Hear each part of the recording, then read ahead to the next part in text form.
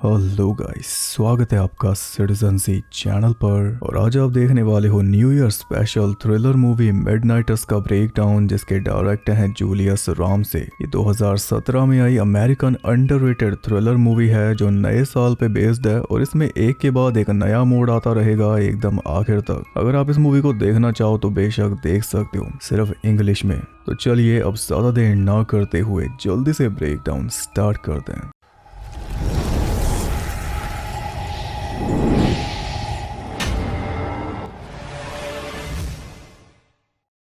Movie start होती है new years ewe midnight में, यानी एकदम नए साल पे। मैरिड कपल जेफ और लिंडसी न्यू ईयर पार्टी में पहुंचे हैं, मगर लिंडसी अंदर है और जेफ अकेला बाहर। ऐसा इसलिए क्योंकि लिंडसी एक बैंक में काम करती है, जिस बैंक के एम्प्लॉयज अंदर पार्टी कर रहे हैं और जेफ कोई काम धंधा नहीं करता, इसलिए वो बाहर खड़ा है ताकि उसे और लिंडसी को कोई शर्मिंदगी ना उठानी पड़े। इनकी लाइफ में पैसों की बड़ी दिक्कत है। पैसा जोड़ जाड़ के इन्होंने एक पुराना सा टूटा फूटा घर लिया था, उसे भी आज तक फिक्स नहीं करवा पाए। पर जेफ का कहना है कि इस साल सब कुछ ठीक हो जाएगा, इस साल हम कर देंगे होपफुली। और यही बात इसने पिछले साल बोली थी। खैर, जेफ इतनी बात बोल रहा है, लिंडसी तो उसी में खुश है। करेगा या नहीं करेगा वो तो कर ही रही है, इस बात की उसे तसल्ली है। गुजारा तो चल ही रहा है। कार में बैठ के दोनों घर की तरफ निकल गए और सुनसान रोड पे जेफ थोड़ा रोमांटिक होने लगा, जिस चक्कर में उसने रोड पे जा रहे एक आदमी को ठोक दिया। दोनों ने जल्दी से उस आदमी के पास जाके देखा तो उसकी बहुत बुरी हालत हो चुकी थी, लेकिन सांसें अभी चल रही थी। जेफ ने लिंडसी को पुलिस के पास फोन करने के लिए बोला, लेकिन वहां पे सिग्नल नहीं था। उस आदमी की टांग टूट चुकी थी, उठने की हालत में वो था नहीं, इसलिए दोनों ने मिलकर उसे कार में डाला और फिर जल्दी से हॉस्पिटल की तरफ निकल गए। लेकिन कुछ ही देर में उस आदमी ने दम तोड़ दिया।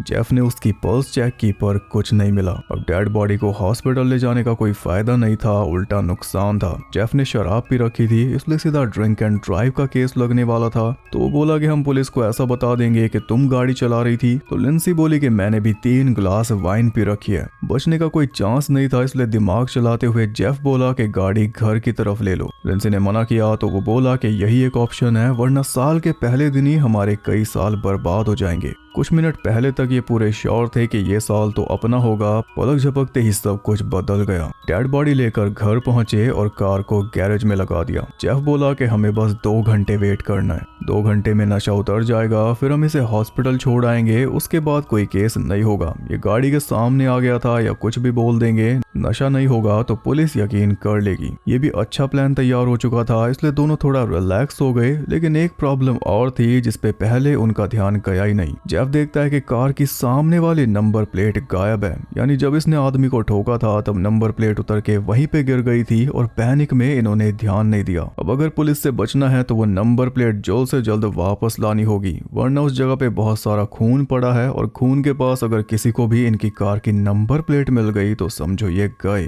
क्योंकि बॉडी उठा के ये हॉस्पिटल नहीं गए बल्कि उसे घर में ले आए हैं। लिंडसी बोल रही थी कि हमें खुद पुलिस को बुला लेना चाहिए, पर जेफ ने मना कर दिया। वो दूसरी कार लेकर वापस उस जगह पे जाने लगा तो लिंडसी बोली कि मुझे अकेला छोड़ के मत जाओ। जेफ बोला कि बस 10 मिनट लगेंगे। जेफ की शर्ट पे खून भी लगा हुआ था, इसलिए वो ऊपर हुडी पहन के चला गया, क्योंकि उनके पास बस थोड़ा ही टाइम था, या तो उसमें कपड़े बदल ले या फिर नंबर प्लेट वापस ले आए। पर आप ये देखोगे ऐसी सिचुएशन में हर एक चीज को कवर करने के लिए इनका दिमाग कितनी तेज चल रहा है, वरना नॉर्मली इंसान सोच में पड़ जाता है और सोचने में ही बहुत टाइम गवा देता है। पर यहाँ तो एक के बाद एक उसी टाइम सोल्यूशन तैयार है। जेफ दूसरी कार में निकल गया और लिंडसी चली गई ऊपर उल्टी करने। उस जगह पे पहुंच के जेफ देखता है कि वहां तो पहले से एक पुलिस कार खड़ी हुई थी, यानी मुसीबत बढ़ गई। नंबर प्लेट से एड्रेस पता करके पुलिस जल्दी उनके घर पहुंच जाएगी, इसलिए जेफ भी फटाफट दूर से ही वापस मुड़ गया। इतने में घर पहुंच चुकी थी लिंडसी की छोटी बहन हैना। एक लड़का उसे छोड़ने आया था और वो घर के अंदर भी आना चाह रहा था, पर अच्छा हुआ कि हैना ने उसे बाहर से टरका दिया, वरना अगर वो गलती से डेड बॉडी देख लेता तो पता नहीं जेफ क्या नया प्लान तैयार कर देता उसे चुप कराने के लिए। हैना घर में जाती है और दरवाजा खुला देखकर वो भी गैरेज में पहुंच जाती है, जहां पे कार का दरवाजा खुला हुआ था और अंदर उस आदमी की बॉडी नहीं थी। हैना ने दरवाजा बंद कर दिया, बस तभी उस आदमी ने हैना का पैर पकड़ के उसे भी नीचे गिरा दिया। आदमी की टांग टूटी होने की वजह से वो उठ नहीं सकता था, इसलिए चालाकी से काम आराम ले रहा था, पर हैना उसके मुंह पे लात मार के फ्री हो गई। घबराहट में एक बैट उठाकर वो भागने लगी तो आदमी ने उसे एक बार फिर पकड़ लिया। अब देखो, जेफ ने इस आदमी की पल्स चेक करने में गड़बड़ कर दी थी, वो भी चल जाता, पर हड़बड़ाहट में किसी ने भी इस आदमी की जेबें चेक नहीं की, जिसका फल ये निकला कि अब उसने जेब से निकाल कर हैना के ऊपर गन तान दिया। जेफ को लग रहा था कि उसने पूरा मामला समेट दिया है, जबकि असल में ये मामला और ज्यादा फैलता जा रहा है। हैना ने बैट मारकर उसके हाथ से गन छुड़वा दी तो बदले में उसने भी हैना के हाथ से बैट छुड़वा दिया। फिर वो हैना का गला घोट के उसे खत्म करने लगा, पर किस्मत से उसकी गन हैना के पास ही पड़ी थी, तो हैना ने गन उठाकर उसे गोली मार दी, एक नहीं 2 बार, और तब तक जेफ भी बाहर आ चुका था। गोलियों की आवाज सुन के वो भी जल्दी से अंदर आया और ऊपर से लिंडसी भी उतर के आ गई, जिसे अब तक ये लग रहा था कि गैरेज में शायद जेफ है। हैना घबराते हुए बाहर आई तो उसकी दीदी ने उसे संभाला और गन उसके हाथ से वहीं पर गिर गई, जिसे उठाकर जेफ अंदर चेक करने गया तो जाके देखता है कि हैना ने काम पूरा निपटा दिया। इसका मतलब कि अब तो बुरे फंस गए। अब 2 घंटे भी छोड़ दो, अब तो बॉडी लेकर हॉस्पिटल जा ही नहीं सकते, क्योंकि हैना ने उसमें गोलियां भर दी हैं, यानी अब वो भी इस मामले में शामिल हो चुकी है। कुछ इस तरह से नया साल शुरू हुआ इनके लिए। फिर वही सोच विचार के इसे घर लाते ही ना हॉस्पिटल ही ले जाते तो ये भी बच जाता और हम भी, या इसे कार में डालते ही ना वहीं पड़ा रहता तब भी इसकी जान बच जाती, या तो फिर नशे में रोमांस का कीड़ा शांत करने के चक्कर में इसे ठोकते ही ना तो सबसे बढ़िया था। पर अब इतनी गलतियां कर ही दी हैं, इसलिए रुकेंगे तो है नहीं। सारी गलतियां छुपाने के लिए एक और गलती करेंगे, और अगर जरूरत पड़ी तो एक से ज्यादा भी। हैना ने अपने हाथों से किसी की जान ले ली थी, इसलिए उसे बहुत तगड़ा शौक लगा था। वो बोल रही थी कि पुलिस को बुलाओ। लिंडसी उसे संभाल रही थी और इसी बीच उसने हैना को बता दिया कि उस आदमी को जेफ ने ठोका था। हम तो बस उसकी मदद करने की सोच रहे थे और उसी में बात यहाँ तक पहुंच गई, इसलिए पुलिस नहीं बुला सकते। हैना बहुत ज्यादा पैनिक कर रही थी, इसलिए लिंडसी ने उसे गोली खिलाकर लेटा दिया। फिर जब वो नीचे जेफ के पास पहुंची तब जेफ ने उसे बताया कि मेरे पहुंचने से पहले ही उस एक्सीडेंट वाली जगह पर पुलिस कार खड़ी हुई थी। एक और बुरी खबर जिसका लिंडसी को कोई अंदेशा नहीं था, पर अब उसके लिए बहुत हो चुका था। वो बोली कि मैं वकील को बुला रही हूँ, लेकिन जेफ ने इसमें भी मना कर दिया। उसका कहना था कि वकील हमें सरेंडर करवाएगा, बचाएगा नहीं। अगर तुमने वकील बुलाया तो सोचो कि मेरा क्या होगा और तुम्हारी बहन का,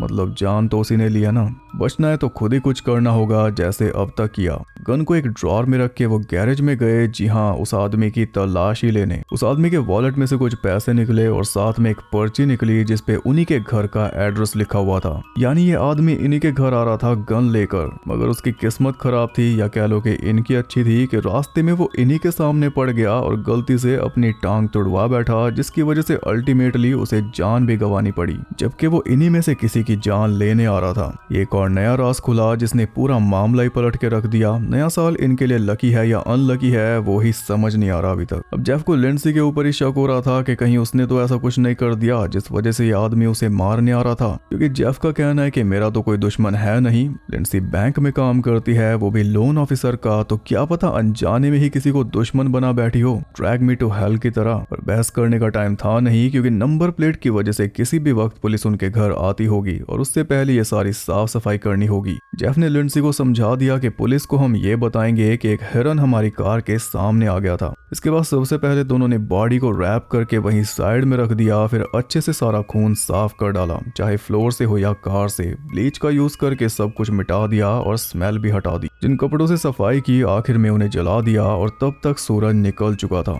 जेफ दोबारा गैरेज में चला गया और इतने में लिंडसी कॉफी बनाने लगी कि तभी 2 पुलिस वाले उनके दरवाजे पर आ गए, ऑफिसर कैम्बल और ऑफिसर वेरॉन। वो लिंडसी से सवाल पूछने लगे कि रात आपकी कैसी गई, क्या आपने ड्रिंक की थी, क्या आपकी कार के साथ कुछ हुआ था रास्ते में। लिंडसी ने भी हंस के सारे जवाब दे दिए कि रात अच्छी गई, हम तो पी के गाड़ी चलाते ही नहीं, और रास्ते में एक हिरन का बच्चा हमारी कार के सामने आ गया था, इसके अलावा तो कुछ नहीं। उसे नंबर प्लेट देते हुए ऑफिसर ने पूछा कि रोड पे बहुत सारा खून भी पड़ा था, तो लिंडसी बोली कि हमें तो पता नहीं। कार टकराई और वो उठ के जंगल में भाग गया, इसके बाद हम भी रुके नहीं, तभी तो इस नंबर प्लेट पे हमारा ध्यान नहीं गया अब तक। उसकी सारी बात सुनने के बाद ऑफिसर्स बोले कि हमें कार को देखना है, तो लिंडसी उन्हें गैरेज में ले गई, जहाँ पे जेफ लिटरली कार के सामने खड़ा हुआ कार को ही देख रहा था जहाँ से नंबर प्लेट गायब थी वहीं पे। और लिंडसी ने बोला कि हमारा तो ध्यान ही नहीं गया अब तक। ये भी कुछ नहीं, जेफ को पता ही नहीं चला कि पुलिस वाले आ चुके हैं, बल्कि घर में आ चुके हैं, वो भी गैरेज में। वो लिंडसी को आवाज मार के कह रहा था कि हमें और ब्लीच चाहिए होगी इसके लिए, तो पुलिस वाले उसकी बात समझे नहीं, इसलिए बात उठी नहीं। लिंसी बोली कि इन्हें हिरन के बारे में बताओ, तो जेफ बोला कि बहुत बड़ा हिरन था,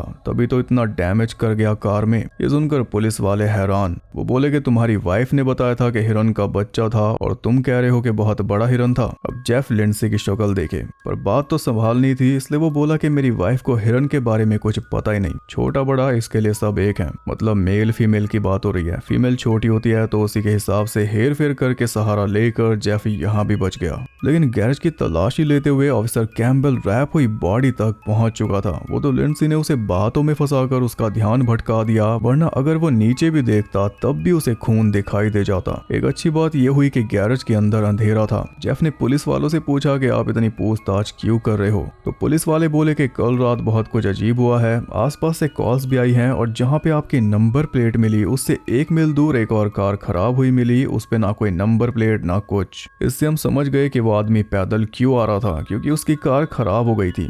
अब तो मान लो नया साल इनके लिए लकी है। रही बात पुलिस के पास की गई फोन कॉल्स की, वो पड़ोस में से की गई होंगी गोलियों की आवाज सुन के। पर जेफ की संगत में लिंसी भी बड़ी होनहार हो चुकी थी। उसने बोल दिया कि रात को 1 बजे पड़ोस के बच्चे पटाखे जला रहे थे, इनका हर बार का काम है। एग्जैक्ट उसने वही टाइम बताया जब गोलियां चली थी। पुलिस को जवाब मिल गया, इसलिए वो भी जाने लगे, पर तभी नीचे आ गई हैना और उसे देखकर ऑफिसर वेरॉन ने पूछ लिया कि क्या तुम भी कार में थी। तो हैना बोली कि मैं कार में नहीं थी, मैं तो गैरेज में थी जहाँ पे वो हुआ था। अब लिंसी हैना की शक्ल देखे, सारा बना बनाया काम उसने बिगाड़ दिया। एंड टाइम पे नीचे आके और बिना सोचे अपना मुंह खोल के देख रहे हो ये मूवी कैसी चल रही है, एक पल में ऊपर एक पल में नीचे, एक के बाद एक कुछ ना कुछ हो ही रहा है, एक भी डल मोमेंट नहीं आया अब तक, कब से मूवी चालू है। लिंसी बात को संभालने लगी तो ऑफिसर बोला कि मैंने आपसे पूछा नहीं, अब तो यही बताएगी कि गैरेज में क्या हुआ था। लिंसी ने चालाकी से होठ हिला के हैना को इशारा कर दिया कि मुंह बंद रख। तो हैना बोली कि मैं तो अभी सो के उठी हूँ, मुझे तो पता नहीं कि क्या हो रहा है। पुलिस वालों को आगे से कॉल आ रही थी, इसलिए वो भी ज्यादा ध्यान ना देते हुए वहां से चले गए, लिंसी को ये बोलकर कि गैरेज का दरवाजा खोल लो, टॉक्सिक फ्यूम्स भरी पड़ी है अंदर, यानी ब्लीच के यूज से जो घुटन हो रही है वहां पे वो। अच्छा हुआ जाते हुए बोल रहा है, अगर तभी दरवाजा खुलवा लेता तो हो गया था काम। अब तो मानते हो किस्मत है इनकी।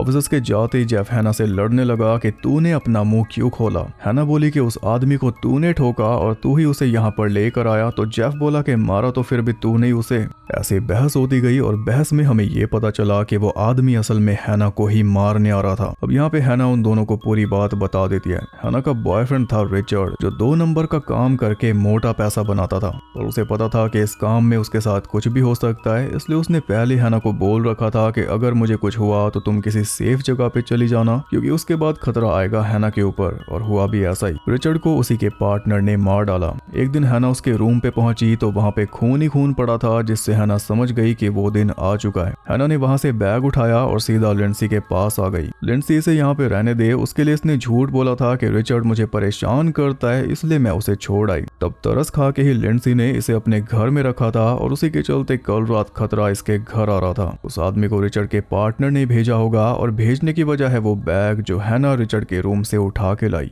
बैग चेक किया तो उसमें से एक गुड लक चार्म निकला, जिसके अंदर छुपी हुई थी एक क्लेम स्लिप क्रैंडल लॉज की, यानी अगर क्रैंडल लॉज में जाकर ये स्लिप दिखाओगे तो वहां से कुछ मिलेगा जो कि रिचर्ड ने वहां पे रखवा रखा होगा। गुड लक चार्म के अंदर ये स्लिप रखी है, इस बारे में हैना को पता नहीं था। लॉज पास में ही है, इसलिए जेफ और लिंसी दोनों वहां पे जाने लगे, पर हैना बोली कि मुझे भी लेकर जाओ। वो दोनों सुन नहीं रहे थे, तो हैना बोली कि अगर पुलिस वाले दोबारा आ गए तब क्या होगा, मेरे मुंह से अगर कुछ ऐसा वैसा निकल गया तो फिर से बात बिगड़ जाएगी। और बात उसकी भी सही थी, इसलिए लिंसी घर पे रुक गई और वो दोनों निकल गए लॉज की तरफ। घर पे सुपारी किलर भेजे जा रहे हैं और जेफ अपनी बीवी को अकेला छोड़ के चलता बना। लॉज पे पहुंचकर वो सोच रहा था कि अंदर जाके क्या बोलूं, तो हैना ने उसकी मुश्किल आसान कर दी अकेले अंदर जाकर, क्योंकि वो ऐसे लोगों के बीच में रह चुकी है, उसे अच्छे से पता है क्या करना है। उन दोनों के जाने के बाद इधर लिंसी ने सोने की कोशिश की, पर तभी घर की डोरबेल बज गई और दरवाजे पर था डिटेक्टिव स्मिथ। वो कुछ सवाल जवाब करना चाह रहा था, इसलिए लिंसी उसे जवाब देकर बाहर से वापस भेजने के चक्कर में थी,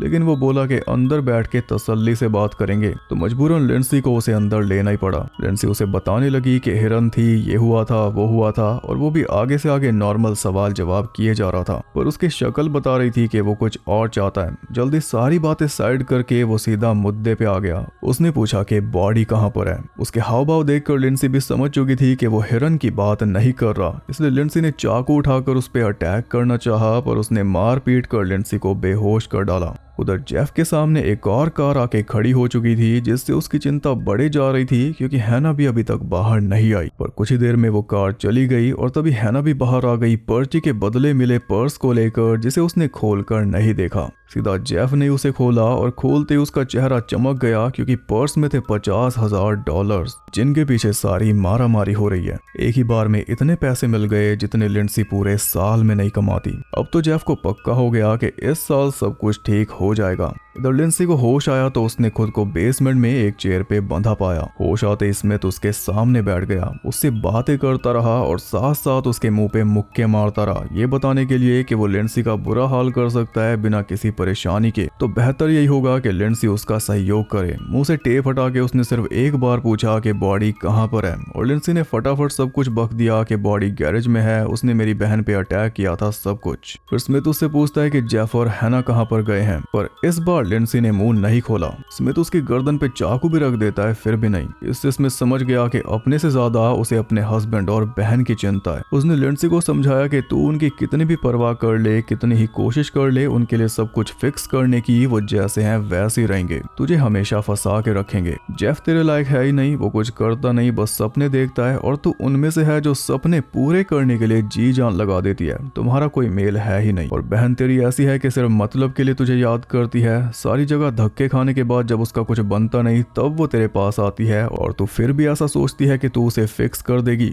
सच्चाई तो यह है कि तेरी सबसे बड़ी कैद ये रिश्ते ही हैं जिनसे तू आजाद भी होना चाहती है लेकिन कभी हो नहीं पाएगी। पूरा रियलिटी चेक दे के स्मिथ ने फिर से उसके मुंह पे टेप लगा दी, और स्मिथ की बात में दम है ये हम खुद देख पाए। जेफ हैना से बोला कि लिंडसी पैसों के बारे में जानकर पता नहीं क्या करेगी, शायद ये उसके लिए बहुत ज्यादा है। मतलब पैसे देखते ही जेफ के मन में खोट आ गई, वो भी उसके प्रति जो पैसा कमा के उसे पाल रही है। हैना बोली कि तुम कहना क्या चाहते हो, हमें उसे पैसों के बारे में बताना नहीं चाहिए। यानी एक तरह से हैना ने भी साइलेंट हामी भर दी, और बस तभी जेफ ने बात पलट दी कि मैं तो तुम्हारा टेस्ट ले रहा था, तुम पास हो गई। नए नए प्लान्स बनाने में जेफ जितना माहिर है उससे तो यही समझ आता है कि उसने एक नया प्लान बना लिया है जिसमें से हैना तो बाहर है, अब लिंडसी है या नहीं वो हम देखेंगे। इधर स्मिथ पूरे घर की तलाशी लेने में लगा हुआ था, तो इस बीच हार मानने के बजाय लिंडसी ने किसी तरह खुद को फ्री कर लिया। वो सोच रही थी कि चुपचाप जाके गन उठा लूंगी, लेकिन गन ड्रॉर में थी नहीं, तब उसे दूसरा रास्ता अपनाना पड़ा। स्मिथ ऊपर कुछ अलग ही शौक पूरे कर रहा था, तभी एकदम से उसके सर पे रॉड मार के लिंडसी ने उसे बेहोश कर डाला। यहाँ पे लिंडसी ने अकेले ही पासा पलट दिया। जब वो दोनों वापस आए तो आते ही जेफ ने लिंडसी को पैसों के बारे में बता दिया, मगर पैसों का सुन के लिंडसी जरा भी खुश नहीं हुई। उल्टा वो उन दोनों को स्मिथ के पास ले गई जिसे उसने चेयर पे बांधा हुआ था। यहाँ पे हम देख पाए कि गन ड्रॉर में इसलिए नहीं थी क्योंकि जेफ अपने साथ लेके गया था। गन और पैसे उसने ड्रॉर में रख दिए। लिंडसी ने उन्हें स्मिथ के बारे में पूरी बात बताई तो जेफ स्मिथ को पीटने लगा, और ये देखकर हैना बोली कि ऐसा मत करो, तो जेफ ने उसे ऊपर भेज दिया। स्मिथ को अच्छी तरह मार पीट के उससे सवाल पूछा कि तू है कौन, पर स्मिथ बोला कि मैं सिर्फ तुम्हारी बहन से बात करूंगा, वो भी अकेले में।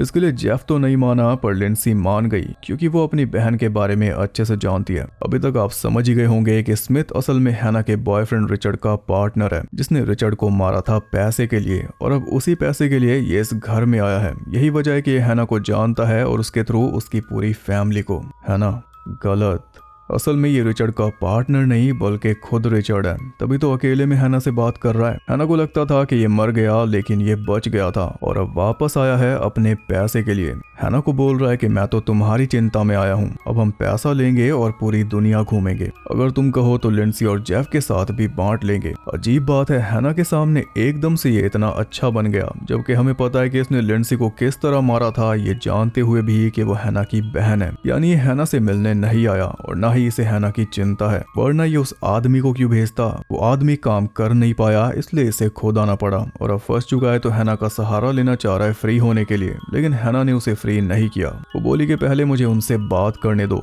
बाहर जाके उसने लिंडसी को बताया कि अगर हमने उसे जाने दिया तो वो हमारे साथ आधे पैसे बांटेगा, पर बात यह है कि अगर ये सब इतना इजी था तो उसने इतना झमेला किया ही क्यों $25,000 के लिए। पहले ही कह देता आधे रख लो, यानी कुछ तो है जो समझ के बाहर है। जेफ को उसके ऊपर भरोसा है नहीं, पर हैना को है क्योंकि वो इसका बॉयफ्रेंड है। पर ये बात जेफ और लिंडसी नहीं जानते और ना ही हैना ने उन्हें बताया। रिचर्ड की पूरी कहानी बता दी थी, वो मर गया ये भी बता दिया था, उसके पैसे भी ले आई जिसमें से आधे बांटने का प्रस्ताव रख रही है, पर ये नहीं बता रही कि जिसके पैसे हैं उसी के साथ बांटने हैं, जिसने कल एक सुपारी किलर भेजा था। ऑब्वियसली आधा हिस्सा लेने के लिए भेजा होगा और क्या। लिंडसी तो जेफ की बातों से सहमत थी, इसलिए हैना ने उसे अकेले में ले जाकर बता दिया कि जेफ ने मेरे से बात की थी आपसे पैसे छुपाने की, अब खुद सोच लो क्यों। और लिंडसी भी वाकई सोच में पड़ गई। हैना ने उसके सामने जेफ का राज खोल दिया, पर अपना नहीं खोला, यानी रिचर्ड वाला। लेकिन उसका राज लिंडसी खुद ही जान गई उसके हाथ वाला ब्रेसलेट देखकर, जिसमें सेम वही नाइफ है जो रिचर्ड के गले में है। इससे लिंडसी समझ गई कि उसकी बहन उससे इतनी बड़ी बात छुपा रही है, तो फिर वो जेफ के बारे में भी झूठ बोल ही सकती है। ये सारी बात बाहर से जेफ ने भी सुन ली थी, इसलिए वो लिंडसी को सफाई देने लगा कि हैना झूठ बोल रही है, पर लिंडसी को सफाई चाहिए नहीं थी, उसे कुछ फर्क ही नहीं पड़ रहा था। वो जेफ को रिचर्ड के पास ले गई ये बताने के लिए कि ये रिचर्ड है और वो पैसा इसी का है, यानी ये अपना असली मोटिव नहीं बता रहा। उसका मुंह खुलवाने के लिए पहले लिंडसी ने उसका मुंह टेप से बंद किया, फिर जेफ को बड़ी बड़ी कीलें पकड़ाई और बोली कि ये कीलें इसकी उंगलियों में ठोक, वो भी नाखून के ऊपर से। जेफ भी देखता रह गया कि ये लिंडसी है या फिर कोई और। ऐसा कुछ तो जेफ भी नहीं सोच सकता, लिंडसी तो ठहरी दयालु, पर लिंडसी ने कुछ अलग ही रूप ले लिया था। एक कील ठुकवाई, रिचर्ड की हालत खराब हो गई, वो मुंह खोलने के लिए तैयार था, पर लिंडसी बिना बोले उसे बताना चाहती थी कि वो उसके साथ कुछ भी कर सकती है बिना किसी परेशानी के, जैसा रिचर्ड ने उसके साथ किया था वैसा ही, बस थोड़ा ज्यादा पेनफुल या फिर बहुत ज्यादा। एक के बाद दूसरी ठुकवाई और दूसरे के बाद तीसरी, फिर बोली कि ये तो 3 ही है, अभी 7 उंगलियां बाकी हैं और अगर तू चाहे तो 17, इसलिए बेहतर यही होगा कि तू सबको सच बता दे। तो रिचर्ड ने भी सबको सच बता दिया कि उसे उसका पैसा चाहिए। फिर लिंडसी और जेफ ऊपर आए, जहाँ पे लिंडसी बोल रही थी कि हैना आज भी नहीं बदली, वो आज भी झूठ बोलती है। जेफ बोला कि चलो मैं तो हूँ तुम्हारे साथ, अंधेरा होने वाला है और गाड़ी में दोनों बॉडीज आ जाएंगी। अब लिंडसी फिर से जेफ की शक्ल देखे। जेफ ने बिना बोले अपना प्लान सामने रख दिया कि ना तो हम पूरा पैसा वापस देंगे और ना आधा, एक आदमी तो मार ही दिया है, एक और सही, रिचर्ड को भी खत्म करके दोनों को साथ में ठिकाने लगा देंगे, फिर सारे पैसे हमारे। लिंडसी बोली कि हम ऐसा नहीं कर सकते, तो जेफ बोला कि अगर हमने रिचर्ड को जाने दिया तो ये हमेशा हमारा पीछा करेगा हमें मारने के लिए। लगे हाथ उसने ये भी बोल दिया कि हमें तुम्हारी बहन से भी छुटकारा पाना होगा। लिंडसी बोली बहन से छुटकारा मतलब कि 1-2 घंटे के लिए उसे साइड करना होगा ताकि इस पूरे प्लान को अंजाम दे सके, वरना वो अड़चन बनेगी। जब काम पूरा हो जाएगा तो हम उसे भी पैसा देंगे ताकि वो अपने पैरों पे खड़ी हो सके। ये सुनकर लिंडसी भी राजी हो गई क्योंकि इसमें हैना के भले की बात थी। वो हैना के रूम में गई तो वहाँ किताब में उसे वही स्लिप मिल गई जिसे दिखा के पैसे मिले। उसने हैना से पूछा कि तुमने इसे फेंका नहीं, तो हैना बोली कि इसके पीछे इतना झमेला हो रहा है इसलिए यादगार के तौर पे रख ली, फेंकना ठीक नहीं लगा। लिंडसी उसे अपने साथ नीचे ले जाने लगी, तब जाके उसने बताया कि नीचे जो आदमी है वो रिचर्ड है। तो लिंडसी ने इशारा किया कि मैं जानती हूँ, बस तभी हैना उसके गले लग गई, बात खत्म। इस बीच जेफ पूरी तैयारी में लगा हुआ था। उस आदमी के मुंह में सोने के दांत थे तो उन्हें भी तोड़ के निकाल रहा था। फिर काम निपटा के इधर आया और हैना को बांध बूंद के वहीं फेंक आया जहाँ पे रिचर्ड था। और ये एक और काम उसने जल्दबाजी में गलत कर दिया। भले ही हैना के मुंह पे मास्क है पर रिचर्ड के नहीं है, तो रिचर्ड उसकी आंखें बन गया। उसने हैना को अपने पास बुलाया, उसका मास्क हटाया, फिर चाकू तो था ही हैना के हाथ में, उसी के सहारे रिचर्ड फ्री हो गया। इतने में जेफ गया गन और तकिया लेने, पर एक के बजाय उसने 2 तकिए उठाए और जब गन उठाने लगा तो देखता है कि गन वहाँ पे थी नहीं और ना ही पैसे थे। लिंडसी के पास पहुंचा तो देखा कि लिंडसी ने फोन करके पुलिस बुला ली थी। पूरा प्लान लिंडसी ने खुद ही चौपट कर दिया क्योंकि जेफ ने चालाकी कर दी। जब मारना सिर्फ रिचर्ड को है तो 2 तकिए क्यों, क्योंकि साथ में हैना को भी मारना है। ये था जेफ का असली प्लान जो उसने खुद कंफर्म कर दिया। यानी ऐसा भी हो सकता है कि ये असली प्लान नहीं है, क्या पता असली प्लान लिंडसी को मारना हो। कुछ कह नहीं सकते क्योंकि हम देख रहे हैं कि यहाँ पर हर कोई मिनट मिनट में झूठ बोल रहा है, किसी पे भी भरोसा नहीं किया जा सकता। इसलिए लिंडसी ने पहले ही गन उठा ली थी, उसे पता था धोखेबाजी होगी, बस देखना था कि कहां से होगी। हाँ, लेकिन पैसे उसने नहीं उठाए और जेफ का भी यही कहना है कि तुम्हारी बहन ने उठाए होंगे, मैंने नहीं उठाए। लिंडसी को शांत करते हुए वो आगे बढ़ता रहा और पास आते ही उस पर झपट पड़ा।